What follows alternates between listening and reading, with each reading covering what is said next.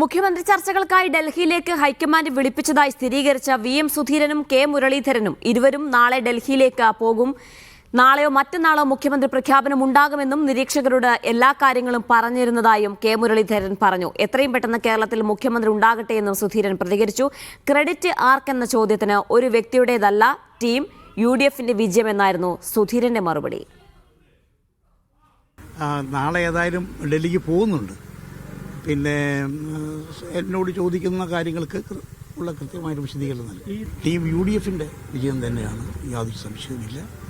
എത്രയും പെട്ടെന്ന് കേരളത്തിൽ മുഖ്യമന്ത്രിയും മറ്റ് സംവിധാനങ്ങളൊക്കെ ഉണ്ടാകട്ടെ, ജനങ്ങളുടെ പ്രതീക്ഷയ്ക്കനുസരിച്ച് ഉയർന്നു പ്രവർത്തിക്കാൻ സാധിക്കട്ടെ.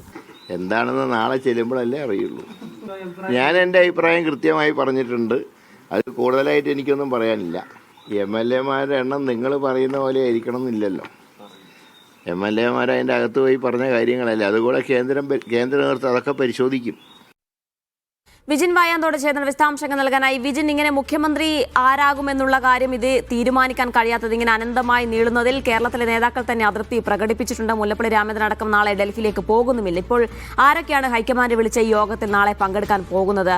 ഈ നേതാക്കൾക്കിടയിൽ ഒരു പൊതുവികാരം എന്താണ്?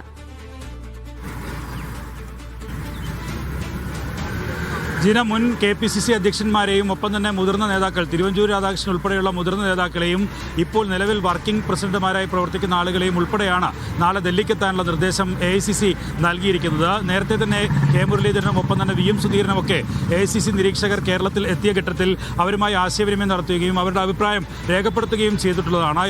എന്നിട്ടും ഒരു തീരുമാനത്തിലേക്ക് എത്താൻ കഴിയാത്ത സാഹചര്യത്തിലാണ് നിലവിൽ പ്രധാന നേതാക്കളെയെല്ലാം AICC ഹൈക്കമാൻഡ് നിലവിൽ ദില്ലിക്ക് എത്താനുള്ള നിർദ്ദേശം നൽകി വിളിച്ചു വരുത്താനുള്ള തീരുമാനത്തിലേക്ക് പോയിരിക്കുന്നത്. എന്തായാലും അവിടെയും അവർ ഏത് തരത്തിലുള്ള അഭിപ്രായമാണ് പ്രകടിപ്പിക്കുക എന്നുള്ളതാണ്. കെ മുരളീധരൻ ഇക്കാര്യത്തിൽ ആദ്യഘട്ടം മുതൽ തന്നെ സ്വീകരിക്കുന്ന നിലപാടത് VD സതീശന് അനുകൂലമായ നിലപാടാണ്. ഏതെങ്കിലും ഒരു സീനിയോറിറ്റിയുടെ അടിസ്ഥാനത്തിലല്ല മുഖ്യമന്ത്രിയെ തീരുമാനിക്കേണ്ടത്, ഘടകകക്ഷികളുടെ കൂടി അഭിപ്രായം പരിഗണിച്ചായിരിക്കണം എന്നുള്ളതായിരുന്നു നേരത്തെ കെ മുരളീധരൻ അദ്ദേഹത്തിന്റെ അഭിപ്രായം പരസ്യമായി പറഞ്ഞത്. എന്തായാലും ഇപ്പോൾ VM സുധീരനും കൂടി അക്കാര്യത്തിൽ പരസ്യമായ അഭിപ്രായ പ്രകടനം നടത്തുന്നു. പക്ഷേ അദ്ദേഹം ആർക്കാണ് തന്റെ പിന്തുണ എന്ന കാര്യത്തിൽ ഒരു ഉറച്ച വ്യക്തത വരുത്തുന്നില്ല എന്നുള്ളതാണ്. ഏതെങ്കിലും ഒരു വ്യക്തിയുടെ വിജയമാണോ നിലവിൽ ഉണ്ടായിട്ടുള്ളത് എന്ന ചോദ്യത്തിന് ഏതെങ്കിലും വ്യക്തിയുടേതല്ല, അത് ടീം UDFന്റെ വിജയമാണ്. UDFന് കേരളത്തിന് ഒരു പുതിയ മുഖ്യമന്ത്രി എത്രയും പെട്ടെന്ന് ഉണ്ടാകട്ടെ എന്നുള്ളതാണ് അദ്ദേഹം വ്യക്തമാക്കിയത്. നാളെ രാവിലെ 11 മണിക്കാണ് അദ്ദേഹം ദില്ലിക്കേക്ക് പോവുക എന്നും അദ്ദേഹം പറഞ്ഞിട്ടുണ്ട്. കെ മുരളീധരൻ അല്പസമയത്തിനകം തിരുവനന്തപുരത്തെ വിമാനത്താവളത്തിൽ നിന്നും ദില്ലിക്കേക്ക് പുറപ്പെടുന്നുമുണ്ട്. എന്തായാലും ഇങ്ങനെയുള്ള മുതിർന്ന നേതാക്കൾ കൂടി ദില്ലിയിലെത്തി അവരുമായി പ്രധാനപ്പെട്ട ഹൈക്കമാൻഡ് നേതൃത്വം തന്നെ ചർച്ച നടത്തിയ ശേഷമായിരിക്കും ഒരു തീരുമാനത്തിലേക്ക് എത്തുക. അത് അന്തിമമായ തീരുമാനത്തിലേക്ക് എത്തുന്നതിന് മുമ്പ് തന്നെ ഉള്ള ഒരു അവസാനഘട്ട കൂടിയാലോചനയായിട്ടാണ് നിലവിലെ ഈ മുതിർന്ന നേതാക്കളെ ഉൾപ്പെടെ വിളിച്ചു വരുത്തിക്കൊണ്ടുള്ള ഒരു ആശയവിനിമയത്തെ എന്തായാലും കാണാൻ കഴിയുക.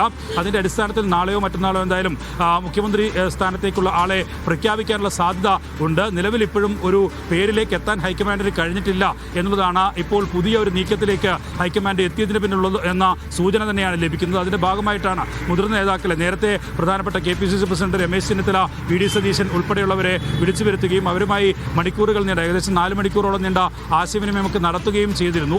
പക്ഷേ അതിനുശേഷം ഹൈക്കമാൻഡ് തന്നെ വീണ്ടും കൂടിയാലോചനകളും പ്രിയങ്ക ഗാന്ധിയും രാഹുൽ ഗാന്ധിയും സോണിയാഗാന്ധിയും എല്ലാം ചേർന്നുള്ള കൂടിയാലോചന ഉൾപ്പെടെ അവസാന ഘട്ടത്തിൽ നടക്കുകയും ഒക്കെ ചെയ്തിട്ടും ഒരു പേരിലേക്ക് പൂർണ്ണമായും എത്താൻ കഴിയാത്ത ഒരു പ്രതിസന്ധിയാണ് AICCക്ക് മുന്നിലുള്ളത്. അതുകൊണ്ട് തന്നെയാണ് ഇപ്പോൾ എന്തായാലും ഈ മുതിർന്ന നേതാക്കളെ കൂടി വിളിച്ചു വരുത്താനും അവരുടെ അവസാനഘട്ട അഭിപ്രായം രേഖപ്പെടുത്താനുമുള്ള തീരുമാനത്തിലേക്ക് പോകുന്നത്. ഒരുപക്ഷെ KC വേണുഗോപാലിന്റെ പേരാണ് മുഖ്യമന്ത്രി സ്ഥാനത്തേക്ക് ഉയരുകയെങ്കിൽ കേരളത്തിൽ ഉണ്ടാകാൻ പോകുന്ന പൊട്ടിത്തെറി VD സതീശൻ പക്ഷം നേരത്തെ തന്നെ പരസ്യ പ്രതികരണവുമായൊക്കെ രംഗത്തെത്തില്ല.